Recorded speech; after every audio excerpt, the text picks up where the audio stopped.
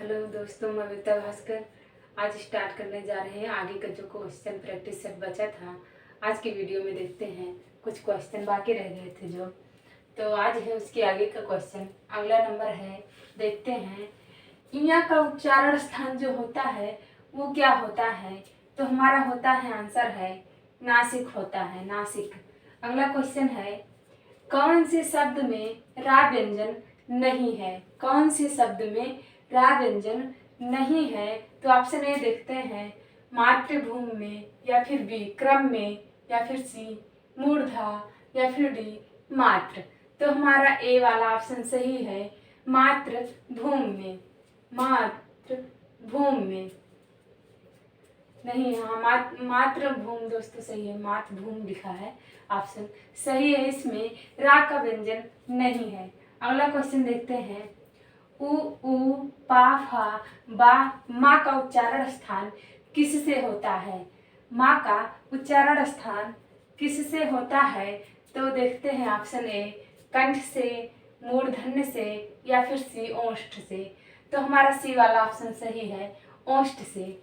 ओष्ठ से हमारा सही है। अगला क्वेश्चन देखते हैं, वर्णमाला किसे कहते हैं। वर्णमाला किसे कहते हैं।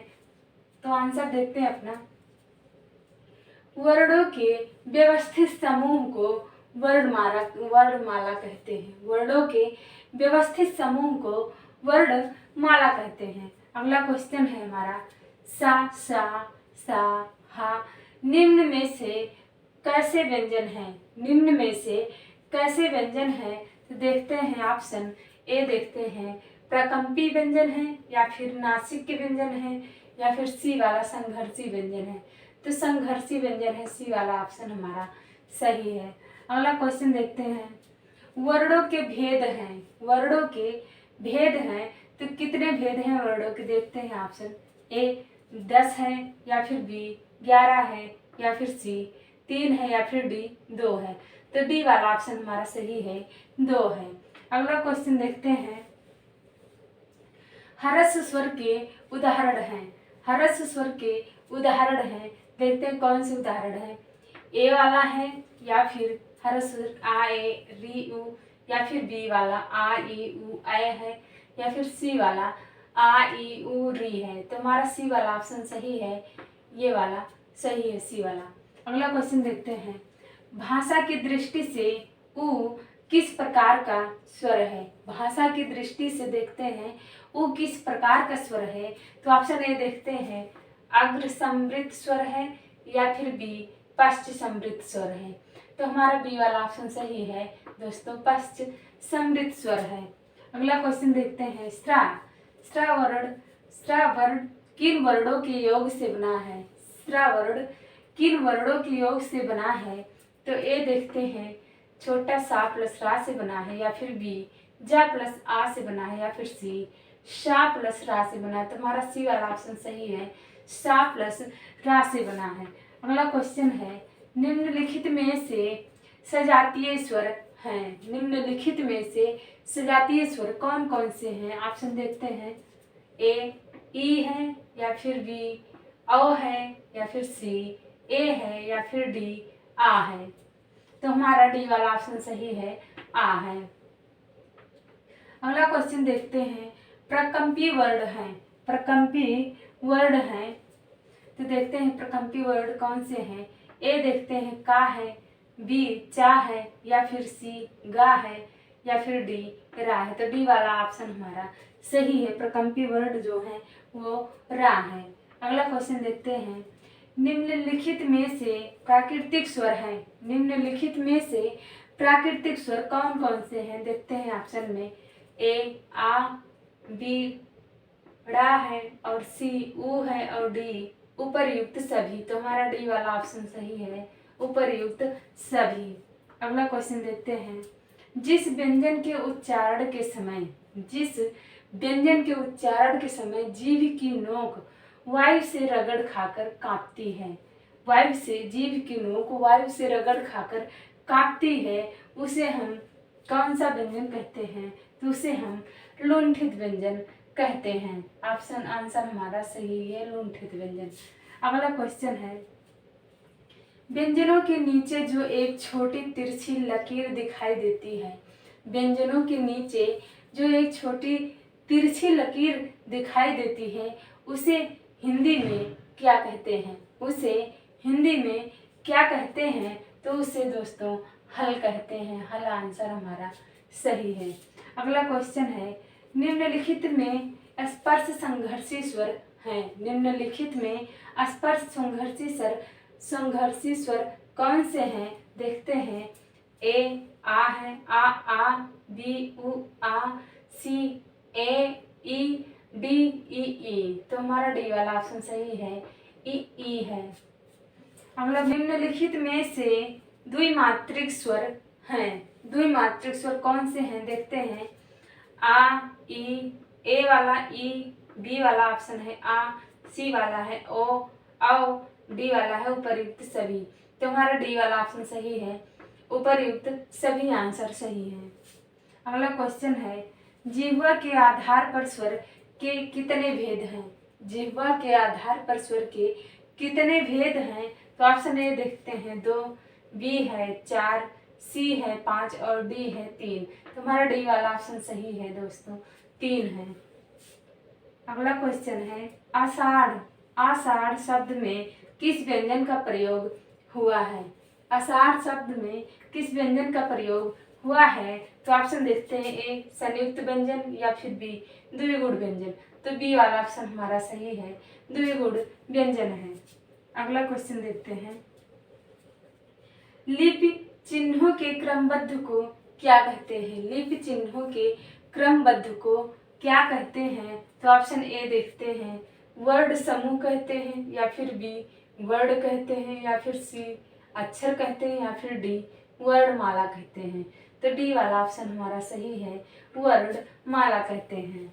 अगला क्वेश्चन देखते हैं, जिन ध्वनियों की गणना ना स्वर में की जाती है ना व्यंजन में, उसे क्या कहते हैं? जिन ध्वनियों की गणना ना ही स्वर में की जाती है और ना ही व्यंजन में की जाती है, उसे क्या कहते हैं? तो उससे दोस्तों आयोगवाह कहते हैं। आंसर हमारा क्या है? आयोगवाह आंसर है। देखते हैं क्वेश्चन का क्या है। अगला नंबर है, स्वरतंत्रियों के आधार पर व्यंजनों को कितने वर्गों में बांटा गया है? स्वरतंत्रियों के आधार पर व्यंजनों को कितने वर्गों में बांटा गया है? तो वो बांटा गया है हमारा, देखते हैं ऑप्शन। ए वाला है 1, बी वाला है 2 और सी है 3, 4 नंबर है 5। तो हमारा बी वाला ऑप्शन सही है, 2। अगला क्वेश्चन है, इनमें से कौन सी देवनागरी लिपि की वर्ण ध्वनि नहीं है? इनमें से कौन सी देवनागरी लिपि की वर्ण ध्वनि नहीं है? ऑप्शन ए देखते हैं, मूर्धा ध्वनि या फिर 2 ग्रीवा ध्वनि। तो 2 वाला ऑप्शन हमारा दूसरा सही है, बी वाला ग्रीवा ध्वनि। अगला क्वेश्चन है, विसर्ग से बना शब्द कौन सा है? विसर्ग से बना शब्द कौन सा है? तो ऑप्शन ए देखते हैं, निःस्पृह और बी है अध और सी है दित और डी है थोड़ा सा। तो हमारा ए वाला ऑप्शन सही है, निःस्पृह। अगला क्वेश्चन है, किस स्वर के उच्चारण में दीर्घ स्वर से भी अधिक समय लगता है? किस स्वर के उच्चारण में दीर्घ से भी ज्यादा समय लगता है? ऑप्शन ए देखते हैं, अनुस्वार में या फिर ऑप्शन बी प्लुत स्वर में। तो हमारा ऑप्शन बी सही है, प्लुत स्वर में। अगला क्वेश्चन है, प्रत्येक शब्द की वर्तनी के सभी वर्णों को, प्रत्येक शब्द की वर्तनी के सभी वर्णों को उसी क्रम में अलग अलग दिखाना क्या कहलाता है? अलग अलग दिखाना क्या कहलाता है? तो ऑप्शन ए देखते हैं, वर्ण संयोजन कहलाता है या फिर बी संधि विच्छेद कहलाता है या फिर सी संधि या फिर डी वर्ण संधि कहलाता है। तो हमारा डी वाला ऑप्शन सही है, वर्ण संधि कहलाता है। अगला क्वेश्चन है, निम्नलिखित में दंत वर्ण कौन सा है? निम्नलिखित में दंत वर्ण कौन सा है? तो ऑप्शन ए देखते हैं, पा है या फिर बी टा है या फिर सी हा है और डी सा है। तो हमारा डी वाला ऑप्शन सही है, सा है। अगला क्वेश्चन देखते हैं, निम्नलिखित में से कौन सा मूल दीर्घ स्वर नहीं है? निम्नलिखित में से कौन सा मूल दीर्घ स्वर नहीं है?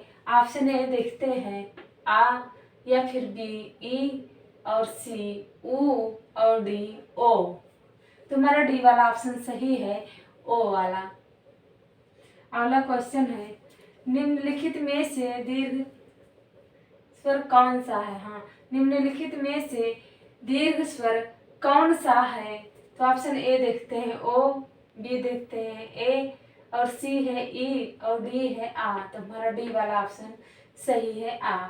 अगला क्वेश्चन है, मध्य स्वर किसे कहते हैं? मध्य स्वर किसे कहते हैं? तो ऑप्शन ए है ऊ, बी है ई और सी है ई, डी है आ। तो हमारा डी वाला ऑप्शन सही है, आ।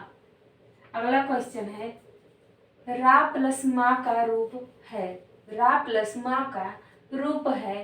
तो ए देखते हैं मृ और बी है मृ, सी है कोई नहीं और डी है मृ। तो डी वाला ऑप्शन हमारा सही है। अगला क्वेश्चन देखते हैं, उद्यान का शुद्ध वर्ण विच्छेद है। उद्यान का शुद्ध वर्ण विच्छेद है। देखते हैं ऑप्शन ए है या फिर ऑप्शन ए देखते हैं ऊ प्लस दा प्लस या प्लस आ प्लस ना और प्लस आ है, या फिर बी वाला है ऊ प्लस दा प्लस या प्लस आ प्लस ना प्लस आ। तो हमारा बी वाला ऑप्शन सही है।